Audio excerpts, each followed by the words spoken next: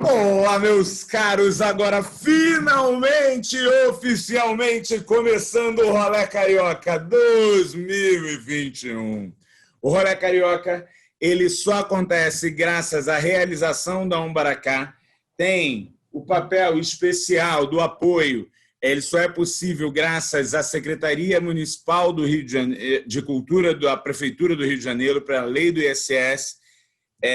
Todo esse processo ele precisa de patrocinadores históricos que vêm apoiando a gente de toda a forma, e a gente precisa sempre estar falando desses patrocinadores e colocando de uma maneira muito importante do que eles representam. Então, nosso muito obrigado à First RH, à Shift, o nosso muito obrigado, e aí muito importante, que é dos patrocinadores de fato, que entram ali do nosso projeto, eu quero falar o nome certinho, a Operador Nacional do Sistema Elétrico e a Estácio, que por meio da Lei de Incentivo à Cultura nos deram um grande apoio e grande condição. Mas ainda agradecer o apoio da Prefeitura da cidade do Rio de Janeiro, da Secretaria Municipal de Cultura, da Leca Financeira e o 27º Congresso Mundial de Arquitetos, UIA 2021. Sem esses, a gente não poderia estar vindo no rio que chega ao mar. Will, que história é essa? Que rio é esse que se relaciona tão intensamente com o mar?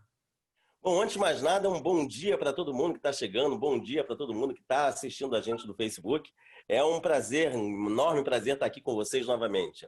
E é isso, Rainha. Fazer esse rolê eu acho muito especial e muito interessante.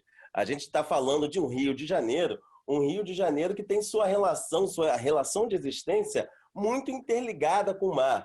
O Rio de Janeiro é uma cidade que foi construída ali entre o mar e a montanha, como a gente pode perceber. E quando a gente fala da história do Rio de Janeiro, nada melhor da gente falar também dessa relação com o mar. E um dos símbolos que a gente tem na cidade do Rio de Janeiro, que é a bandeira do Rio de Janeiro, tem ali 2 golfinhos, quando a gente percebe, e esses 2 golfinhos são justamente porque é uma cidade marítima. Coitado dos golfinhos, estão nadando na Baía de Guanabara. Isso também é uma história importante da gente contar. E aí eu preciso trabalhar com vocês uma coisa que é vital. A cidade, a identidade do carioca para o mundo passou a ser uma identidade fortemente relacionada com a relação do mar. Essa relação, ela, no entanto, ela não é natural, ela não é indiscutível, ela é construída, forjada em grupos que vivenciaram e experimentaram justamente essa intensa relação da nossa extensa orla. Isso marcou a nossa cultura, isso marcou a nossa sociedade. Quando Tim Maia canta do Leme ao Pontal, não há nada igual, não é uma coisa menor, é porque uma identidade carioca foi plenamente construída. E é sobre o argumento desse rolê carioca é justamente sobre essa intensa relação do mar e como o mar cria, forja, inventa o carioca e, ao mesmo tempo, o carioca vende para o mundo a sua inegável relação com o mar. Trocar sobre como as ondas que vocês veem, como uma imensa baía, como o sociólogo Claude Lévi-Strauss, o antropólogo Claude Lévi-Strauss chamou, essa grande boca banguela marca tão intensamente as relações e a construção e a identidade que a gente pode ter a partir daí.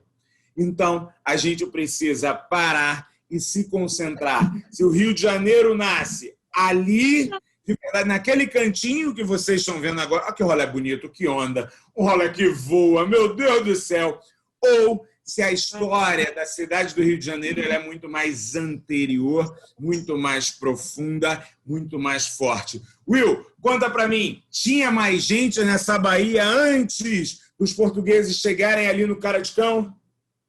E aí, depois da gente dar aquela volta ali pela Orla Carioca, a gente chega aqui na Baía de Guanabara. E essa baía que é linda. E aí a gente vai falar, poxa, por que a gente veio para cá? O Rio de Janeiro foi um lugar fácil de ser colonizado, o Rio de Janeiro foi um lugar fácil de se estar. E a gente pode dizer que o Rio de Janeiro é um verdadeiro milagre. Um milagre porque a cidade do Rio de Janeiro foi uma cidade difícil de ser conquistada, né? A gente está vendo essa baía, uma baía tranquila, que é ótima para você aportar navios, mas quando a gente olha para o Rio de Janeiro, a gente percebe o Rio de Janeiro desde a sua época colonial, a gente percebe uma cidade alagadiça, cheia de lagunas e lagoas, e que foi necessária ser aterrada. Se a gente pensar, esse material do Guta, a gente vai ver que a desculpa, nesse material do Guta que vocês estão vendo, tem algumas coisas que são bem Rio de Janeiro.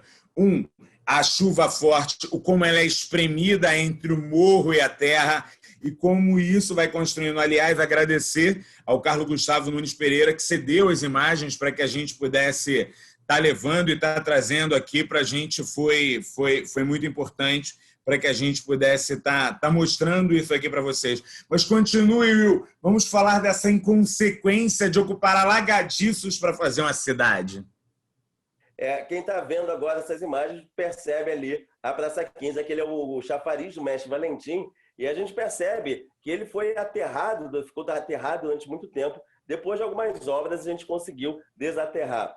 E a questão é essa, né? A gente vê essas belas caravelas nessa azulejaria, e a gente lembra de Portugal. A gente percebe que Portugal foi o primeiro grande país, a fazer a expansão marítima. Fazendo essa expansão marítima, nós chegamos nesse continente, né? E as caravelas eram muito bem produzidas. O mais curioso é que há 500 anos atrás nós construímos essas caravelas, e nas comemorações dos 500 anos, desculpa, dos 500 anos do descobrimento, nós vamos fazer outra. A gente fez uma nau. E olha essa nau, é a próxima que vai chegar aí para a gente dar uma olhada. Olha que beleza, Rodrigo. Pois é, a gente não conseguiu navegar de Salvador para o Rio de Janeiro, gente. Não conseguimos sair de Salvador para o Rio. Os caras, 500 anos atrás, atravessavam o Atlântico. E a gente não conseguiu sair de Salvador para o Rio de caravela. Vocês veem como é que a tecnologia é uma coisa difícil, uma história legal de ser contada. Eu queria falar sobre os índios, gente. Eu acho muito importante sobre as populações ameríndias. Vamos trabalhar um pouquinho melhor sobre os grandes grupos populacionais estabelecidos na Baía de Guanabara antes da chegada dos demais grupos, antes mesmo da chegada dos portugueses. A Baía de Guanabara era ocupada por puris, era ocupada pelos tupis, pelos guaranis, eram ocupadas por uma série de etnias e grupos que disputavam entre si. E, diferente do que os portugueses normalmente gostam de apresentar para a gente, eles tinham organização, eles tinham cultura, trocas comerciais, relações de batalha, desenvolvimento de tecnologias. Só que se utiliza a questão da apropriação e do uso do metal como se fosse o grande definidor, excluindo todos os outros elementos. Era tão complicado entrar nessa disputa que quando a Ria é Bahia, tá? O nome da cidade do Rio de Janeiro vem daí, Ria, foi encontrado uma ria estreita para entrar, eles viram a área de alagadiço, o número de população indígena organizada é muito forte, então vamos optar por ir a São Vicente.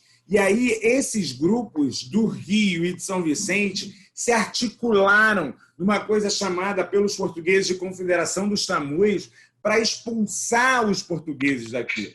Então, você notar que a Bahia era intensamente ocupada, mas, Rainha, eu não vejo tanto relatos de grupos indígenas no centro, na Zona Sul, óbvio que não. Esses grupos ocupavam principalmente os fundos da Baía de Guanabara, uma área de alagadiços menores e mais fáceis de ser organizado. Magepe, Abetá, áreas em que você justamente tem uma transição mais fácil de terras do que você vai ter e vai estar exposto na boca da Bahia, que era uma preocupação diferente. Navegar com as canoas, como esses grupos faziam, era muito mais possível e muito mais vivo no interior. Aliás, a força dessas canoas tem algumas histórias bem interessantes. É verdade, Rodrigo. Todo comércio colonial, inclusive, no Brasil, no Rio de Janeiro, foi feito por essas canoas. Quando a gente fala da colonização do Rio de Janeiro, vocês imaginem que o Rio de Janeiro era coberto por Mata Atlântica. Então, você caminhar nessas matas era muito mais complicado do que você, para chegar do início da Bahia até a região de Magé, por exemplo, era muito mais fácil você ir pela Baía de Guanabara. E você fazia com essas canoas beirando a costa, de uma forma geral, e você fazia essa produção, consumia essa produção. A questão dos indígenas, a gente pode dizer que eles têm uma importância muito grande, inclusive na conquista do Rio de Janeiro. Se essa cidade inaugurada, né, fundada em 1565, ela é fundada numa guerra de reconquista. Ela é fundada no momento no qual os portugueses chegam para expulsar os franceses. E aí a gente vê, por exemplo, o Forte Belengagnon montado por franceses. Só que acontece o seguinte, quando a gente pensa em portugueses versus franceses, a gente não está pensando só nessas duas nações. Eles foram aliados, tiveram aliados, de um lado os tamoios com os franceses e do outro lado os tupis com os portugueses. Que eu estou ouvindo um negócio, não estou te ouvindo, fala. E era a população indígena que tinha lutas seculares entre si e que ajudaram, então, na fundação do Rio de Janeiro. E tanto é que, quando a gente vai a Niterói, a gente vê a estátua lá daquele indígena, que é o Araribóia, que ganha a terra justamente pelo apoio na fundação da cidade. Por ter traído parte da confederação em prol dos portugueses naquele momento. Que fique o registro. Uma outra história legal é que quando os portugueses finalmente vencem essa batalha, e aí reparem, a batalha principalmente nas ilhas, Villegagnon e outros estabelecimentos franceses não ficavam tanto no continente, mas sim nas ilhas. Não à toa, por exemplo, Paquetá já foi mapeada por André Tavé e uma série de outros grupos franceses que estavam aqui estabelecidos. Quando os portugueses se colocam e finalmente conquistam, ou melhor, iniciam a ocupação, é uma ocupação baixíssima, é uma ocupação de litoral e uma ocupação que precisa de alguns apoios fundamentais. Um desses apoios é a relação com as ordens religiosas. A ideia de vencer o mar profundo, o mar tenebroso e ocupar precisa necessariamente desse apoio dessas ordens religiosas. Ordem essa que foi fundamental para a ocupação do centro e dos primeiros pontos do Rio de Janeiro. Rio de Janeiro é organizado em torno de 4 morros, na foz da Baía de Guanabara, e nesses 4 morros, você pode ver, é tudo em torno da Bahia. Nesses 4 morros eu tenho 3 ordens religiosas, beneditinos, franciscanos e principalmente jesuítas. Quem são os jesuítas, Will?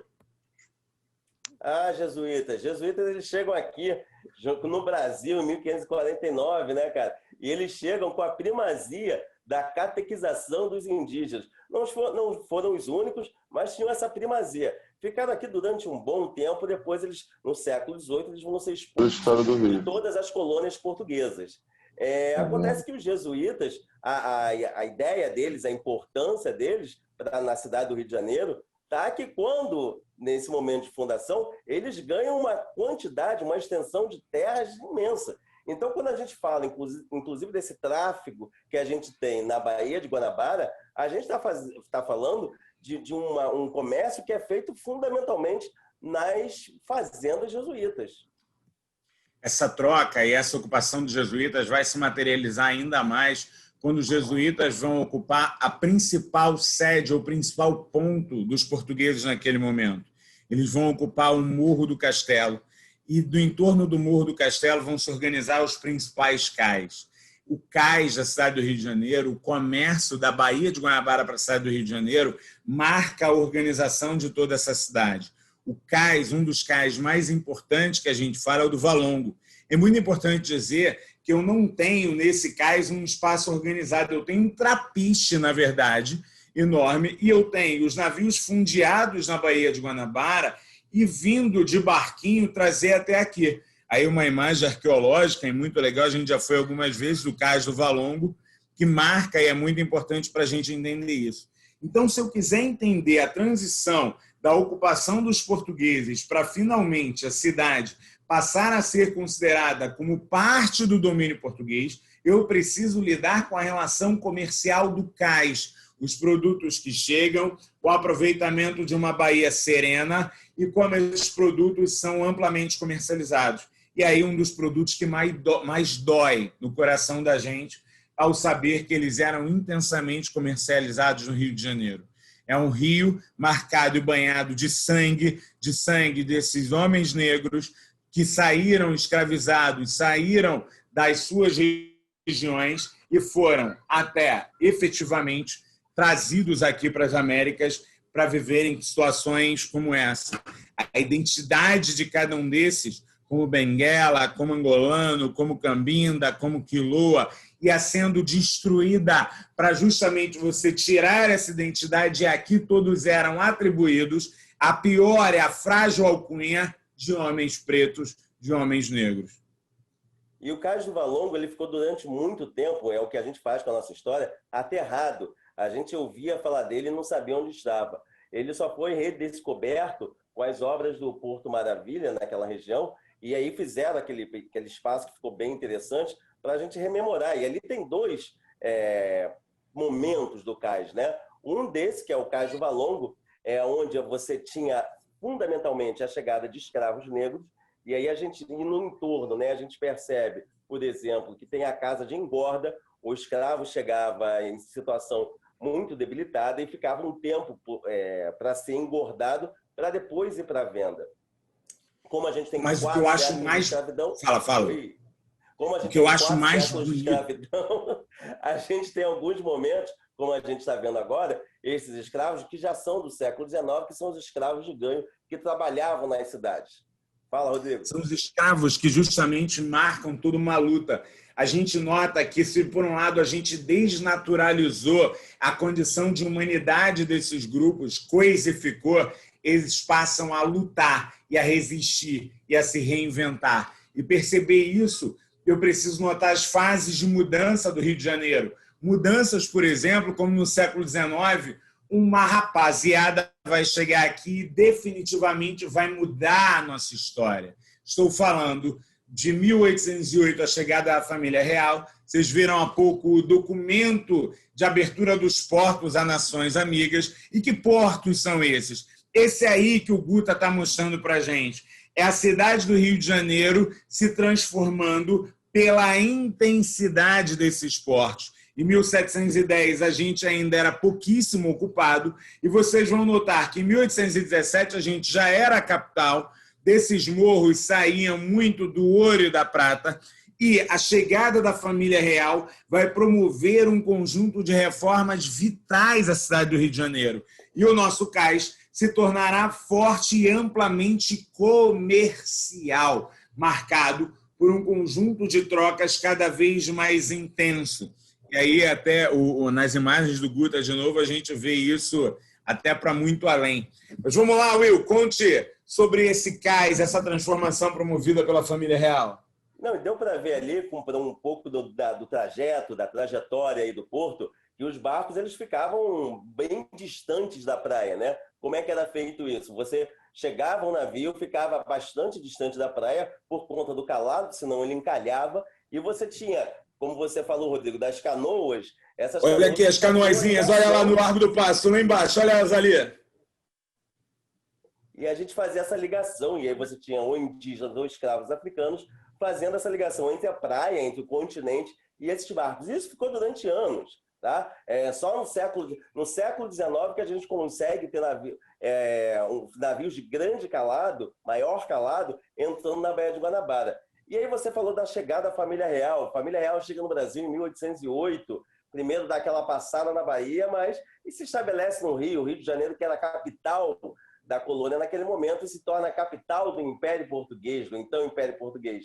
Nós vemos aí Dom João VI, então, sendo aclamado no Rio de Janeiro. E será coroado aqui, é muito importante. Dom João VI vem como príncipe regente.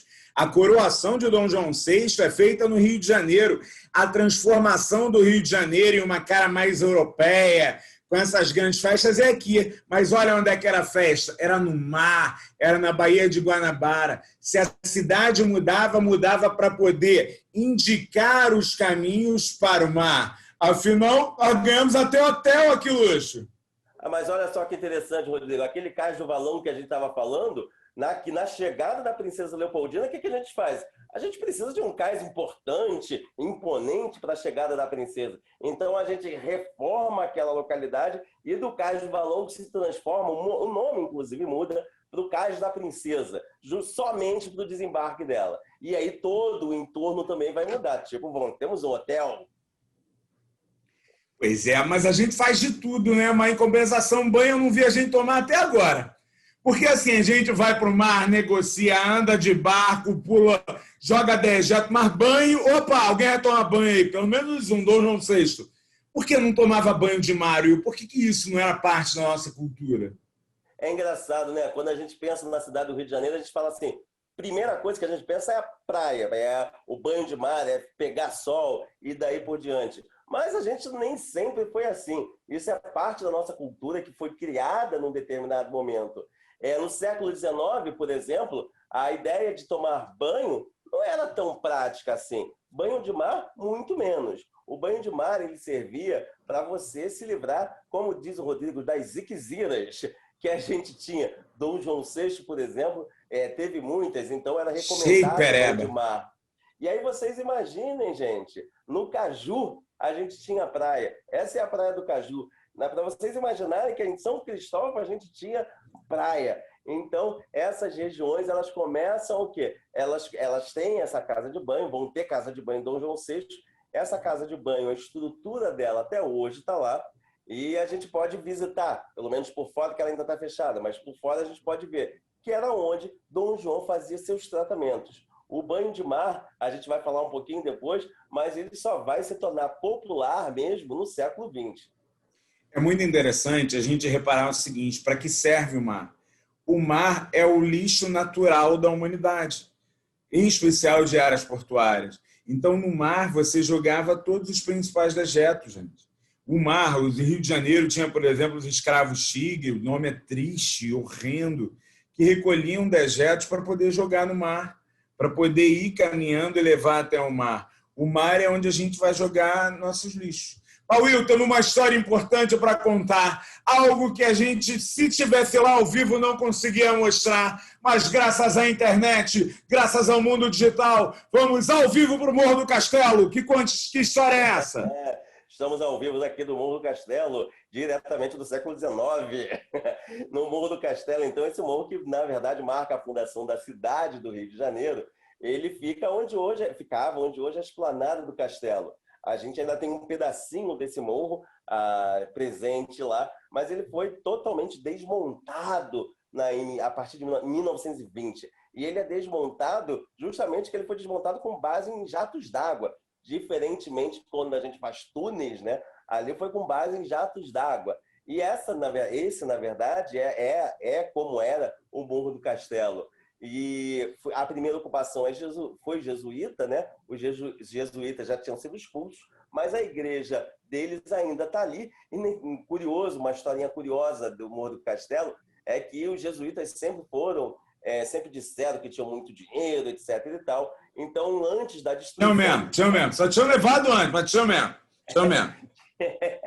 Tinha a história de que eles tinham um grande tesouro que tinham enterrado no Morro do Castelo.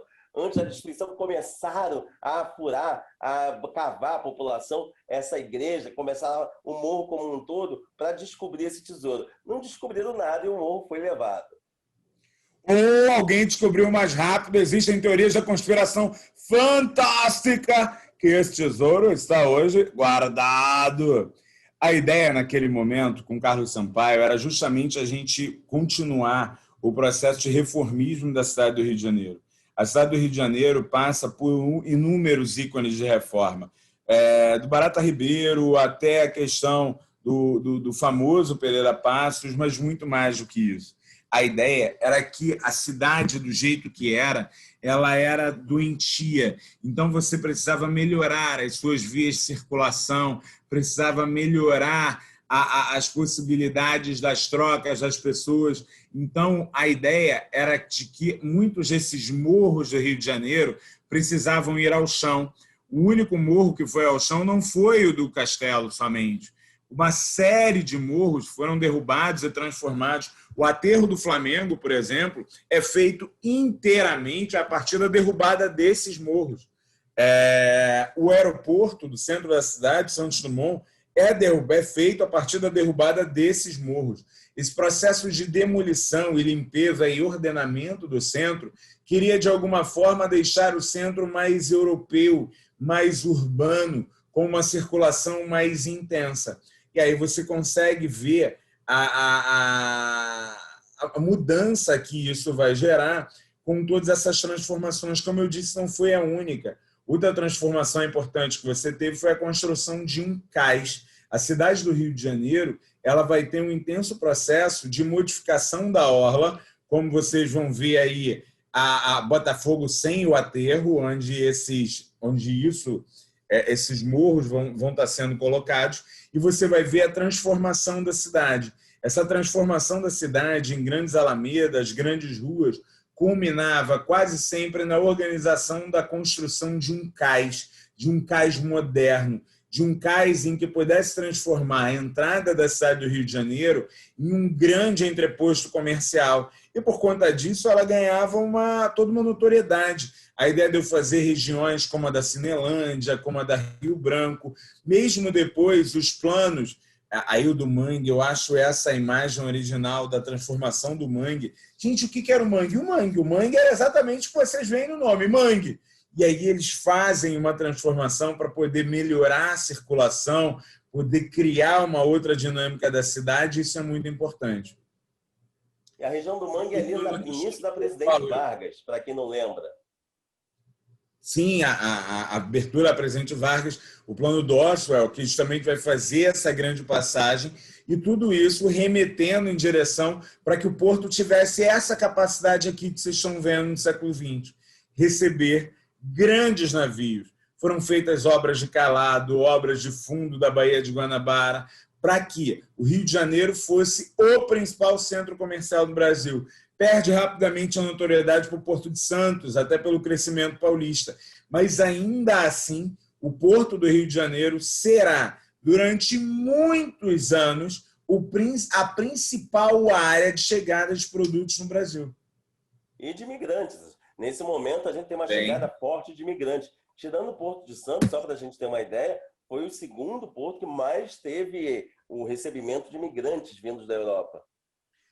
Will, a gente contou muitas histórias legais. Vamos contar algumas curiosidades, algumas histórias boas sobre a Baía de Guanabara antes da gente sair dela. Quem é esse bonitão aí? Vamos, é importante a gente falar. E tem umas histórias que eu gosto muito. Bom, esse aí a gente vai lembrar da Revolta da Chibata. E a gente colocou esse movimento porque foi na Baía de Guanabara. A gente lembra que a gente viu, na verdade, que a Marinha Brasileira, né, que está no Rio de Janeiro, está fundeada na Baía de Guanabara. Quando a gente passa ali de barca, etc. e tal, a gente vê os navios da Marinha. E aí entende-se um pouco do que você está falando, Rodrigo, dos navios, desses enormes navios, poderem agora estar lá. E, nesse momento, a gente tem João Cândido fazendo aquela contestação contra... Toma os navios e aponta contra o continente e diz: se não parar a chibata, a gente vai destruir a cidade. Cara, isso é fantástico. Está hoje lá homenageado na cara da Marinha, que ainda não o reconhece como um grande herói.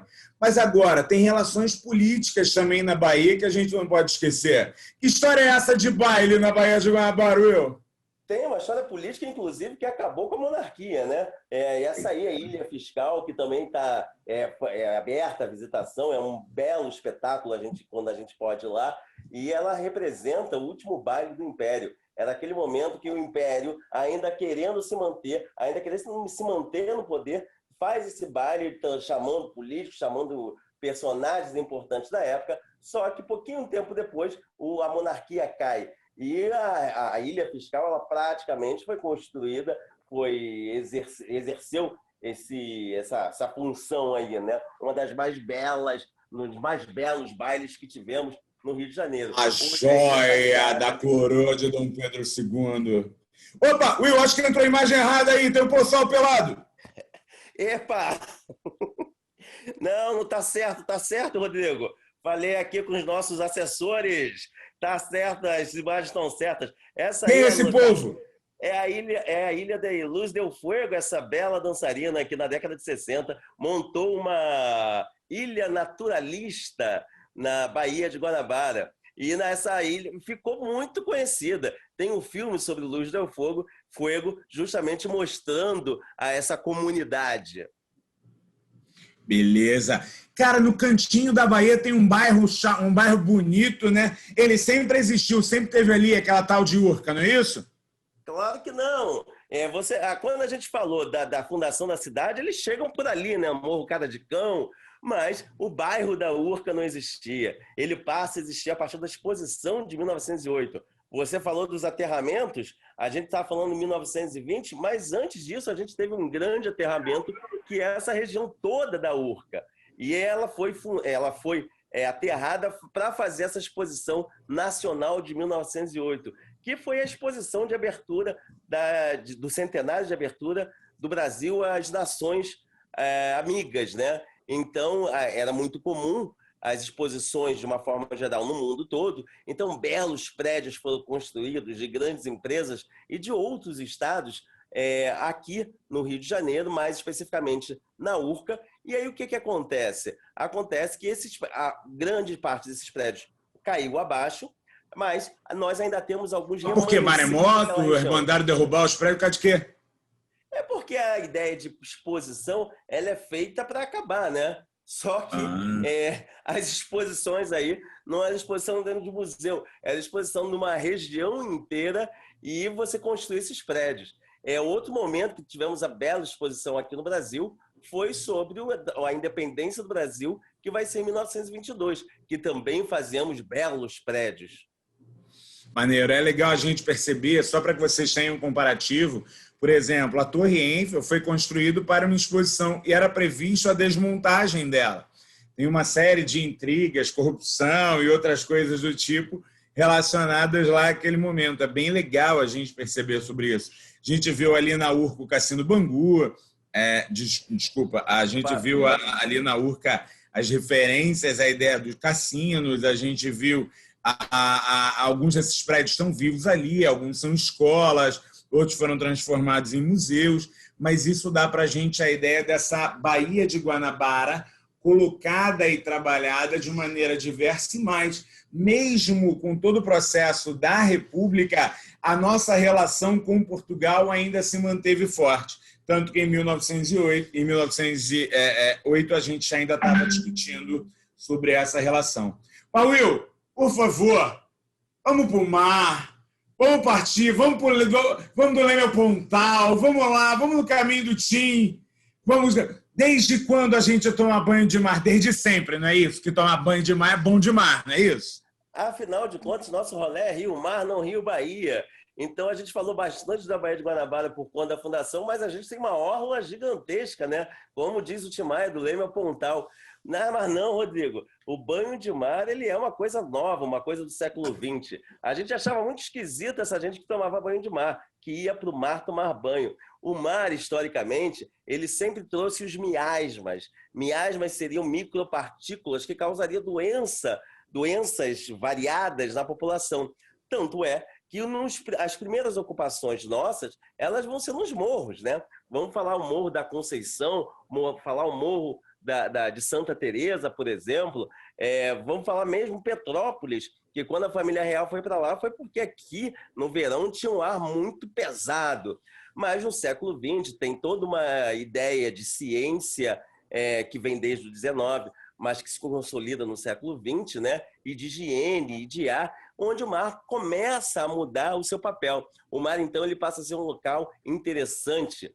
E a partir de 1920, para você ter uma ideia, com a visita dos reis belgas aqui no Rio de Janeiro, que de repente eles saíram de onde estava com suas roupas e foram tomar simplesmente banho de mar por diversão, é que nós passamos a ter esse hábito.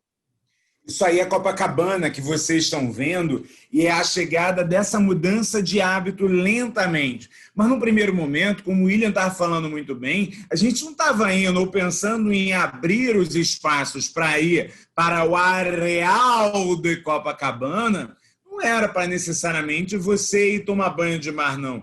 Era a ideia de que se você se aposentou, a ideia de que se você já está lá distante e você agora não quer mais ficar no agito da cidade, tem um recanto escondido para você. Olha, Copacabana já foi um recanto escondido, Deus do céu, um recanto. E aí foram abertos os primeiros caminhos de bonde, a ideia da organização dos areais, as vilas de pescadores caíram, grandes obras começaram a ser implementadas nesse bairro.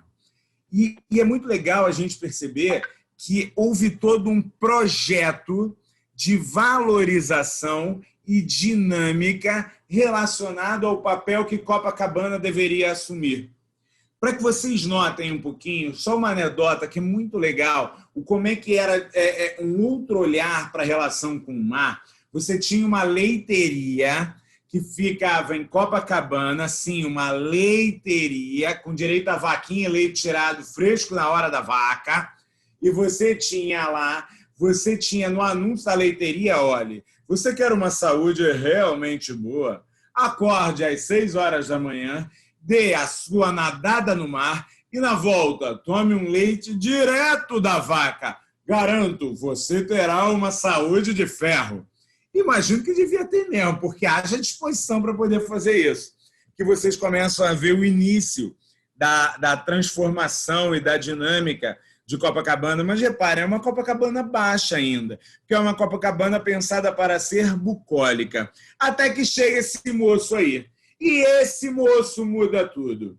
A ideia de criar uma Riviera Francesa na cidade do Rio de Janeiro, ela é marcante. A ideia de criar um ambiente onde as pessoas pudessem vir, mas, de novo, para um recanto, me ajuda a entender a construção do grande e poderoso hotel Copacabana Palace. A imagem dele é absolutamente emblemática para a gente notar o tamanho da mudança que esse bairro passa a ter, o tamanho dos processos que a gente passa a implementar. No nosso voo de drone, porque o Carolé Carioca voa também, aqui é muita onda, no nosso voo de drone, você consegue perceber como a área do antigo areal vai ser transformada. Eu vou, ao mesmo tempo, mexer imediatamente nas pequenas areias que mal dá para tomar banho. Eu vou transformar a visão que eu tenho dessa cidade como um todo para poder lidar com Copacabana como um novo ícone. Reparem, eu falo de um Rio de Janeiro que definitivamente está mudando de hábitos, mais vertical, vivenciando a praia, entendendo que, de alguma maneira, a cidade está em transformação. Só para vocês curtirem. Will, como é que a gente pode pensar um pouquinho essa calçada de Copacabana, esses processos aí, o que rolou com esse calçadão? Me conta, por favor.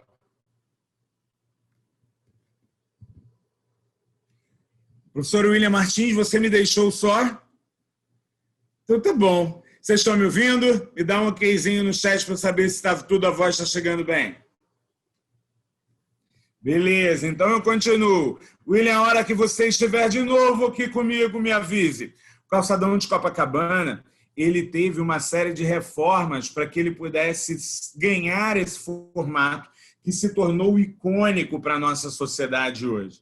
Se você for perceber, boa parte da relação que a gente tinha com o mar, vocês viram de uma imagem para outra aí, é fantástica a mudança.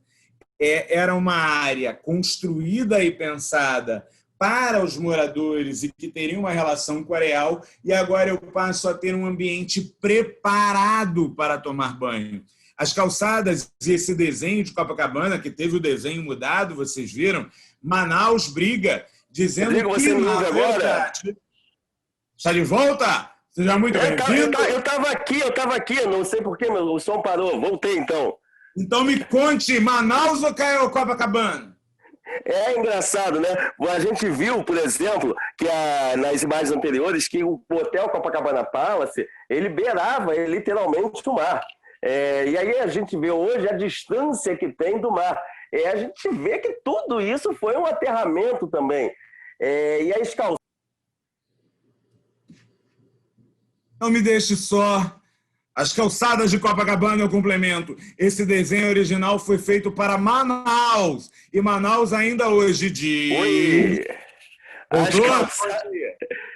Eu não sei o que está vendo aqui. As calçadas de Copacabana, então, elas são de vez, são conhecidas no mundo todo, são interessantes porque representa Copacabana no mundo todo, mas quando a gente vai a Manaus, a gente fez um rolê em Manaus, o pessoal brigava com a gente. Por quê? Porque ela foi primeiro lá onde está efetivamente o Teatro de Manaus, tem essas mesmas pedras portuguesas que vêm de Portugal, lá de João IV, né? Mas já acabou sendo representada representando Copacabana. Copacabana é essa que, nesses primeiros momentos, coloca, as pessoas vão para a praia e a gente percebe as roupas de praias, as vestimentas que as pessoas usavam. Minha avó usava aquelas roupas ali. Eu juro que eu tenho a imagem dela na praia com aquelas roupinhas ali. Você, para descer pelo mar, você precisava necessariamente ter alguns espaços. Cara, isso aqui era uma descida para o mar. Isso aí já era menino pobre. Menino rico não pula na beira do mar assim, não. Menino pobre ia para pular lá nas pedras da Urca, lá nas pedras do Arpoador. Menino pobre ia para poder ir pelos piers e por essas saídas. E a praia, pouco a pouco, vai se tornando um divertimento do carioca. Repara que isso é importante. Tudo foi feito e pensado para criar um recanto bucólico. Os ricos, que no primeiro momento não iam, começaram, pode ser legal. E a gente começa uma ocupação, uma valorização, uma construção, uma ideia de valor efetivo construído para quem mora na beira da praia, para quem mora na Zona Sul. A Zona Sul passa a lançar moda, a Zona Sul faz música, mas quem falou que a cidade conseguirá se libertar de toda a sua tradição, de todos os seus demais grupos? A cidade bipartida se integra. Ainda que você tenha ali, começando a Bossa Nova, o próprio Vinícius vai subir o morro para poder reconhecer o efeito do som, o efeito trazido, por exemplo, por Baden-Powell. Enquanto você vai ter os biquínis chegando, o empoderamento feminino sendo discutido, você terá os conservadores gritando. Nelson Rodrigues dizia: quem agora vai querer procriar? Se já está tudo aí, se já não há mais ninguém com interesse, não há, perdeu-se o mistério. Mas nada disso sucumbiu à juventude, que pensava e criava essas novas relações com o mar. Não é isso, Will? Novas relações com o mar, nova relação com vestimenta, nova relação com o corpo. Tudo isso está sendo pensado, tudo isso está sendo executado nesse momento, né? São os primeiros momentos que nós vamos ter o esporte, o surf, sendo desenvolvido aqui no Rio de Janeiro. Ele começa na região de Copacabana, na região do Arpoador, com essas enormes pranchas que a gente pode ver, que não se comparam, não parece nada com as pranchas de hoje. E a relação com o corpo também, você brincou dizendo que ia usar a tanguinha do Gabeira. Daqui a pouco a gente vai ver a tanguinha do Gabeira, por exemplo. A gente vê Leila Diniz, quando foi de biquíni, por exemplo, grávida, à praia, foi um grande escândalo na sociedade daquele momento, na sociedade da década de 70. Então, para a gente ver que a ideia do biquíni, a ideia das roupas, né, elas começam ainda ficam muito importantes e impactantes para a sociedade.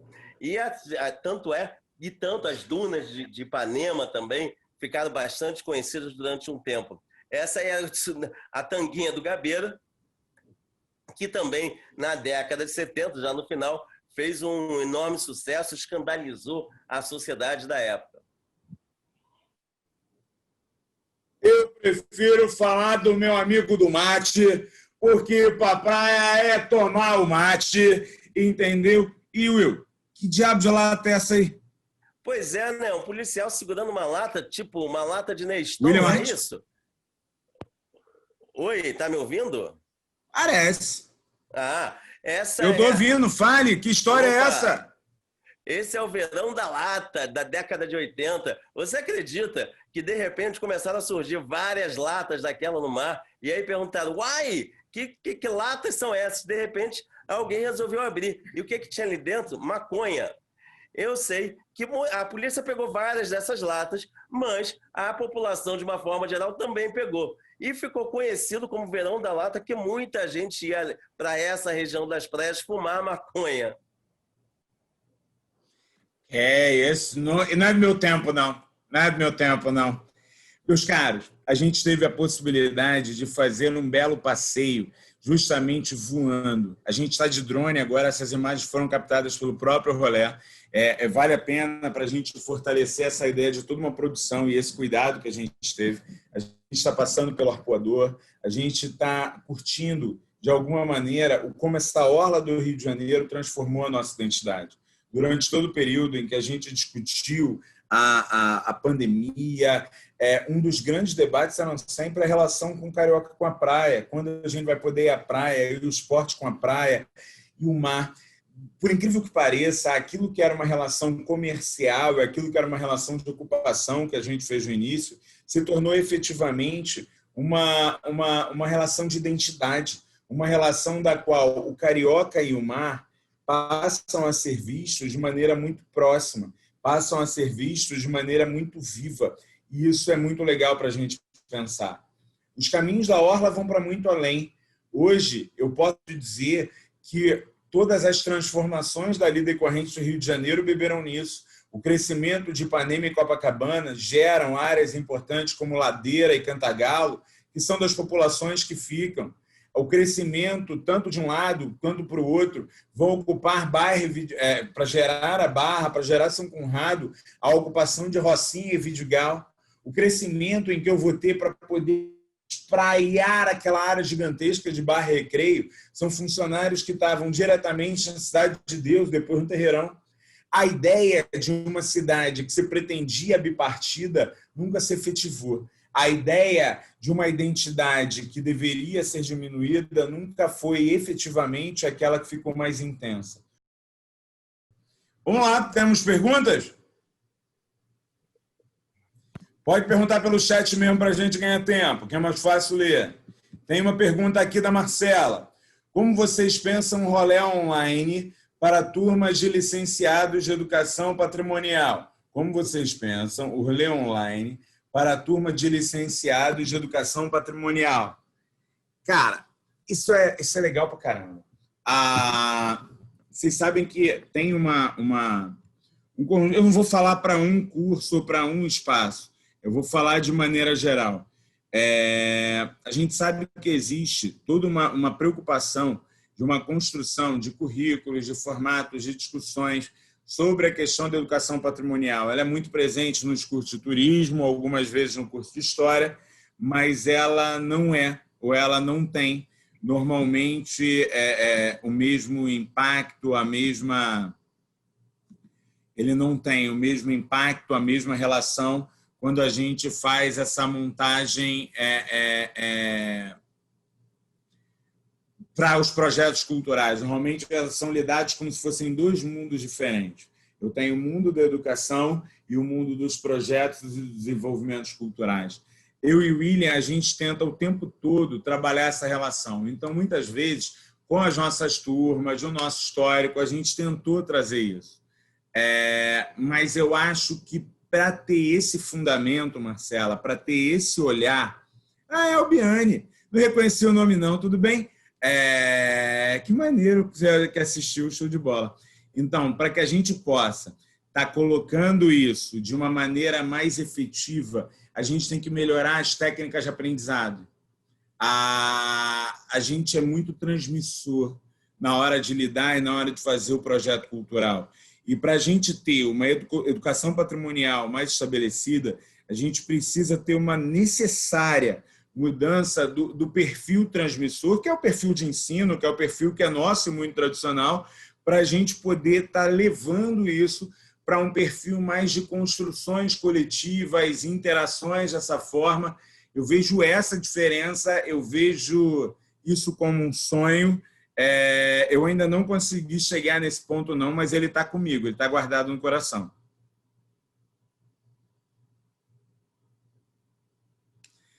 Algo a completar, Will? Deixa eu ver se tem mais perguntas. Eu acho que é isso aí. Eu só me senti velho agora, que a Marcela falou, fui sua aluna em 2007, de primeiro período. Eu falei, caramba, como eu tô velho.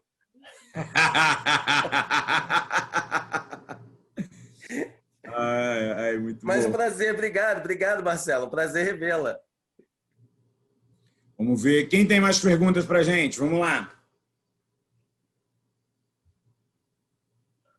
Eu tenho uma pergunta para o William. Você no mestrado ou na graduação, tu foi estudar os indígenas e a relação com a igreja. E tu quase não fala dessa pesquisa, tu só fala da pesquisa dos cachaceiros lá e do pessoal da ditadura. Mas tu teve esse outro olhar em algum momento. Como é que foi essa pesquisa? O que tu estudou? Eu acho que é legal todo mundo conhecer. Foi na minha graduação, cara. Minha monografia de graduação. Eu gostava muito de Brasil Colônia, gosto até hoje. E fui trabalhar com os foreiros nas fazendas jesuítas, que eram aqueles homens brancos que vinham para cá, para o Brasil, né? Mas eram pobres, então não tinham condições de obter uma sesmaria. Sesmaria era a terra que você obtinha para poder produzir, para você poder colocar sua criação, produção e daí por diante. E eles não tinham como, então o que eles faziam? Eles aforavam, né, um pedaço de terra nas fazendas jesuítas e tinham lá o seu pequeno cercado, digamos assim, e pagavam então os jesuítas. E por incrível que pareça, também sempre isso era muito próximo aos rios. A gente fala da Bahia, quando a gente fala da Bahia, a gente tem que lembrar também que essa Bahia, ela entrava pela cidade. Só para vocês terem uma ideia, o Rio Comprido, onde hoje é Paulo de Fronten, era um rio navegável, gente. O que hoje é aquele valão era um rio navegável. Então, um dos colegas já dizendo aí que é morador ali do Rio Comprido. Ele vai, eu tenho certeza que ele vai passar nesse rio agora e vai dizer assim, não! Parece impossível, né? Por que a região da Praça da Bandeira sempre alaga, ou sempre alagava, né? Porque ali é a confluência de vários rios que vão desaguar, inclusive, na Baía de Guanabara. Bom, mas aí eu trabalhei com isso, Rodrigo. Trabalhei com essa dinâmica aí e com a cidade do Rio de Janeiro. Legal. Vamos lá, temos aqui algumas perguntas. A Cissa pede para a gente falar um pouco do processo de transição da praia como local de doença para um local de lazer. Quer falar, Will? Posso falar. A ideia de porto em todo mundo é sempre considerado como um local sujo, um local que traz doenças, um local... Porto nunca foi bem visto, não é bem visto. E as cidades eram portuárias. Se a gente pensa nas cidades europeias, são cidades portuárias que elas sempre fizeram comércio, né? Sempre estavam pensando e designadas ao comércio. Então, quando a gente vem para cá, a ideia do mar é uma ideia, como o Rodrigo falou, né? É o local de jogar fora de dejetos humanos, e sempre foi. A gente tinha a ideia de que os ares que vinham do mar eram ares contagiosos. Tinham os famosos miasmas. Miasma não existe, mas era o entendimento da época que se tinha de que chegavam essas pequenas partículas que causavam doença nas pessoas. A partir do século XIX, a gente tem toda uma nova concepção de ciência, toda uma nova concepção de medicina, principalmente surgindo na França, e que começa a mudar esse olhar. O mar, então, não passa a ser visto mais como um local de doença, passa a ser visto como um local onde você, inclusive, pode curar seus problemas, né? Porque você toma banho medicinais. Mas se você não tinha mar, o que as pessoas entendiam como interessante?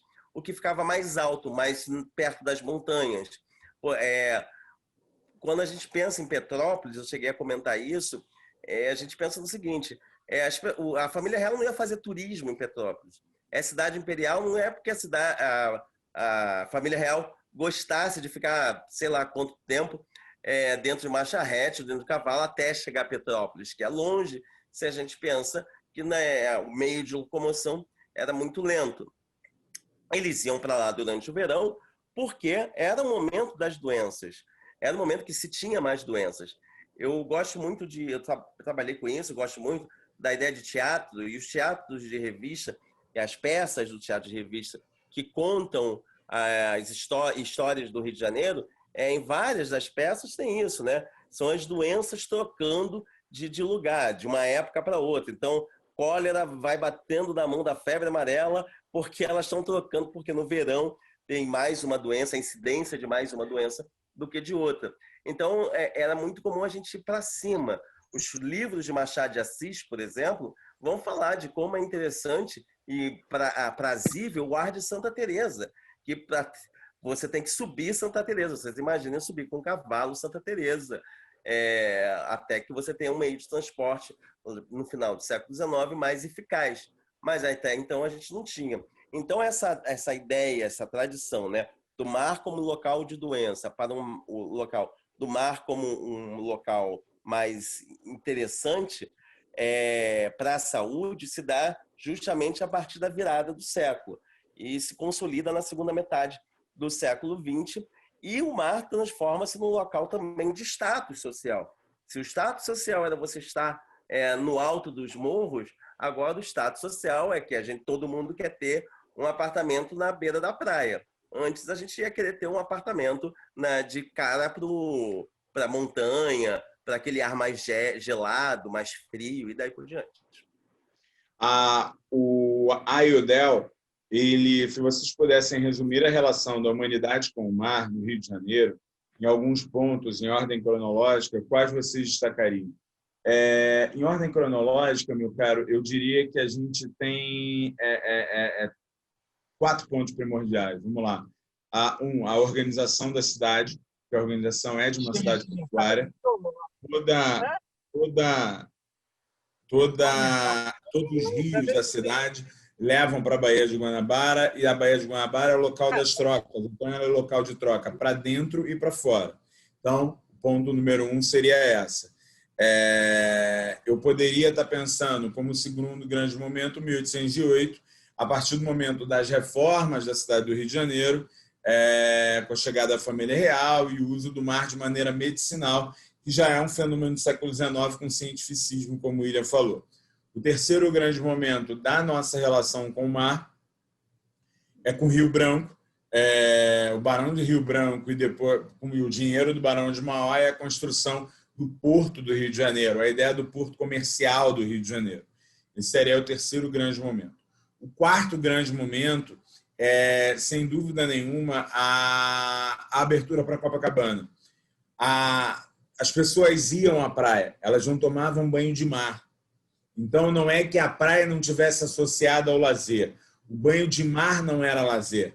Você ia para a praia para andar de cavalo, para fazer piquenique, para namorar, Você passa a ter uma relação, tanto que pensar o aterro do Flamengo não foi pensado o aterro ainda para uma grande praia. Olha que o aterro vem de uma série de mudanças. O aterro definitivamente só é inaugurado em 1970. Então, quer dizer, mas ele não tinha essa ideia de que vamos tomar muitos banhos de mar. Isso vai se consolidando. Isso vai se consolidando e a década de 80 ela vai ser muito emblemática na mudança dos costumes. Década de 70, de 80. E aí eu tenho uma revolução dos costumes no mundo inteiro, em que a gente também vai ser influenciado por essa revolução de costumes, e essa revolução de costumes, ela obviamente vai passar a fazer parte da nossa relação cotidiana. E eu gosto muito de pensar sobre esses elementos. A Rosa me pergunta quantos capuchinhos construíram uma igreja no Morro do Castelo. Eles viviam no Morro do Castelo associados à igreja que existia. Tá? Eles vão construir... Então, quer dizer, isso não é incomum. Você tem uma igreja, mas você, às vezes, tem igrejas dentro dessa igreja. Então, você tem outras comunidades, outros santos, uma capela. Então, os capuchinhos, eles estavam no Morro do Castelo, mas associado à igreja matriz, à igreja sé que tinha lá. Tanto que, quando vai ter a derrubada no Morro do Castelo, eles vão fazer uma campanha para poder conseguir aquele terreno, e aí sim, fundam uma nova igreja. Tem-se já uma ideia de que, como os jesuítas foram mandados embora, e ainda que eles já tivessem sido autorizado o retorno, os franciscanos ganharam notoriedade no comando da Sé daquela século a saída dos jesuítas. Então, é esse o fenômeno. E tem outra coisa, Rodrigo. Efetivamente, quando os jesuítas saem, as propriedades, as igrejas, elas permanecem. E elas são encampadas por outras ordens religiosas. Tem igreja na Tijuca, igreja no Engenho Novo, que eram igrejas jesuítas. Hoje não existe mais, ou foram completamente modificadas, mas elas foram encampadas, elas não foram jogadas ao chão. O surgimento do Morro do Castelo, a Rosa pergunta de novo, o surgimento do Morro do Castelo, ele vem da transição da cidade. Vamos lá, vamos lembrar. Quando os franceses ocupam a Bahia, e você tem um estabelecimento ali na Bahia, você vai ter uma série de conflitos importantes, e os portugueses têm dificuldade. A Foz da Bahia é muito boa de defender, a Foz da Bahia de Guanabara. Então, o posicionamento do Forte de Villeganhon, a velocidade dessa saída, fazia com que os ataques e a dificuldade da entrada pela Baía de Guanabara, porque ela é estreita comparada ao tamanho da Bahia. Então, eles tiveram que fazer uma estratégia em que eles foram para um extremo da Bahia, onde eles estavam fora da Baía de Guanabara, mas conseguiam atacar os navios que entrassem. Isso deu espaço para eles, para que justamente eles entrassem pela Bahia depois. Só que aí vem a grande questão. Apesar de ser estrategicamente interessante, seria inócuo sem o apoio dos indígenas, que aí vão pressionar os franceses internamente para conseguir se estabelecer. A primeira cidade que eles dizem que fundam lá no Caradicão, a fundação do Rio de Janeiro oficialmente é lá, a estátua de São Sebastião e blá, blá, blá. Eu adoro uma definição, eu acho que não é Don Chieta, não, é Don Chieta, Will, que ele fala sobre porcos teriam vergonha de chamar isso de habitação. Sim. O Chieta olhando para aquela cidade que ele chama assim, fizeram um chiqueiro e estão chamando de cidade. Pelo amor de Deus, não tem sentido. E aí, quando os franceses são vencidos, eles querem uma posição estratégica. Esse morro, ele fica bem na frente, se você for parar para pensar a antiga área dele, ele fica bem na frente da foz de entrada da Bahia. Então, é uma posição perfeita para ele ocupar e ele tem visão. Então, a foz da Bahia vai ser colocada ali e ali vai ser construída, vai ser dado o direito da ordem construir uma igreja, que é a igreja dos jesuítas, que vai ser organizada ali no morro. Vamos lá. Will, essa é para você. Gostaria de saber sobre os índios que viviam aqui na Baía de Guanabara. Havia tribos agressivas, como os índios que ficavam em Campos de Goytacazes. Não sei se agressivas é o termo correto, porém não curtiram muito os europeus. Entendi, Manuela. Vai lá, Will. Então, Manuela, a questão é a seguinte. Eu acho que não existe agressivas, né, nesse sentido. Existem costumes, existem tradições de algumas dessas tribos. A tribo que mais foi contrária aos portugueses foram os tupinambás. E no caso, para os escritores portugueses, eram bastante agressivas nesse sentido. Mas isso se dá justamente porque que a história é contada pelos vencedores, né? Isso se dá justamente pelo quê? Você tinha, obviamente, tradições de guerra seculares entre tribos que aqui existiam, entre etnias indígenas que aqui existiam. Estão tamoios e os guaranis, por exemplo, eles eram contrários uns aos outros e tinham guerras seculares por poder, território, já há muito tempo. A chegada dos europeus faz com que uma dessas etnias se alie aos portugueses e a outra se alie aos franceses. E é o que acontece. Porque isso quando a gente fala em indígenas, parece que é tudo uma coisa só. Parece que são todos iguais e todos tinham o mesmo pensamento. E não é. Na verdade, são divididos por tradições, por costumes, por línguas, e daí por diante. Então, por exemplo, na região do Amazonas, tinham tribos que eram extremamente contrárias à entrada de europeus, né? Que foram contrárias. Mas isso é muito depois. Mas nesse momento, no Rio de Janeiro, O que a gente tem são essas etnias que têm guerras seculares entre si e se aliam, obviamente, a grupos que estão chegando, né, que vão ajudá-los, a priori, a dominar a outra etnia. E isso acontece no mundo todo, isso acontece em todas as colônias. Se a gente pensa na América Espanhola, da mesma forma. Porque como se fala, né, como uma quantidade tão grande de indígenas que estavam aqui deixaram ser colonizados pelos europeus. Porque, na verdade, não existia essa grande quantidade de indígenas com um pensamento só. Tinham pensamentos diferenciados e se aliaram a grupos diferenciados, tentando, obviamente, a conquista do outro. Vou tentar ser um pouquinho mais rápido com algumas aqui. Valquíria, aqui a relação dos pescadores com as praias da Zona Sul toda era o que tinha. Você tinha comunidade de pescadores em vários pontos. É possível que sim, na região do Arpoador, se tivesse saída e ver a questão das baleias. As baleias foram muito caçadas, mas elas eram postas ali mais para secar, tá? As baleias capturadas eram principalmente as dentro da Baía de Guanabara. Tem comunidade de pescadores na Baía de Guanabara inteira. Tem comunidade de pescadores na questão das praias, mas como eu te disse, era uma coisa muito local. Nunca eram mercados, eram pequenos comércios, faziam parte da dinâmica. E aí, quando a especulação imobiliária vem, todos eles desaparecem rapidamente. Cristina, o motivo do Pedro I, sou petropolitano, estou na Serra, minha cidade nasceu para tirar a família real portuguesa da cidade do Rio de Janeiro, mesmo por conta de problemas de saúde de membros da família. É certa a informação? Não, não é certa. O filho do Pedro I vai estar doente, ele tem um problema, ele morre, inclusive, muito cedo, e ele, numa das visitas que ele faz à região, ele acha maravilhosa e compra currais, alguma coisa, esqueci o córrego, alguma coisa, esqueci o nome exatamente. E ele compra justamente uma propriedade ali, e em torno da propriedade do imperador vai crescer a Petrópolis, mas não foi para tirar a família real, tanto que a família real continua aqui. Dom Pedro II, por exemplo, quando vai ser expulso do Rio de Janeiro, está na Quinta. É da Quinta que ele vai sair do Rio. Deixa eu ver se temos mais alguma para a gente poder fechar. Obrigado. Não. Vamos lá, fechamos. Will, despede. Pessoal, queria agradecer a vocês, a todos, a presença nesse nosso rolê, nesse nosso primeiro rolê virtual. E foi uma ótima experiência.